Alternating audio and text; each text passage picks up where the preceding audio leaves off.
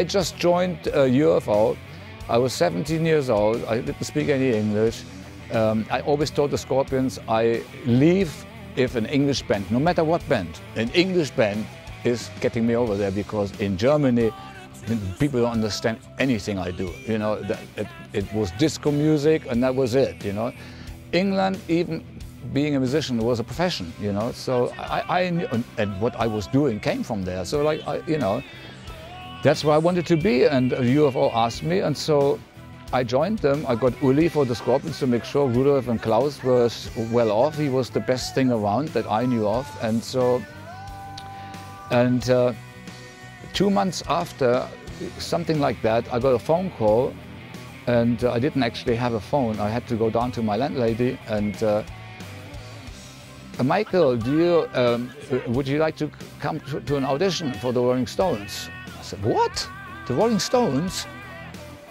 I'll call you back. You know, I called my brother Rudolf and I said, can you believe that, you know, Rudolf always wanted, he was obsessed with fame, opposite of me. He wanted to be like Elvis Presley and the Rolling Stones. And because I get a phone call from the Rolling Stones, he never actually said, oh, I don't remember that. He said, you know, but I did call him because he was my older brother, you know, 6.5 years older.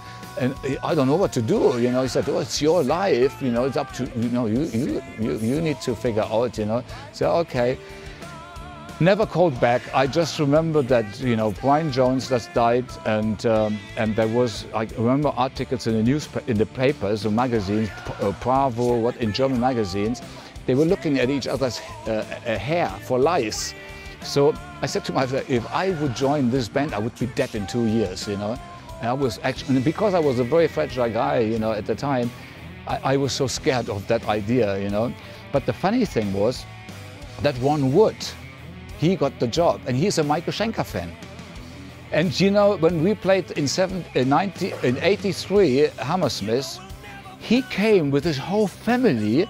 I mean, maybe even 2 wives or something. There were so many people. He came to my dressing room and introduced me to all of the children and the women that were there.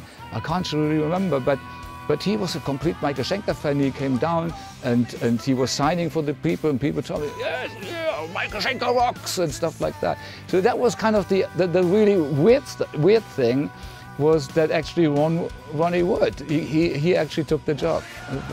It's fantastic.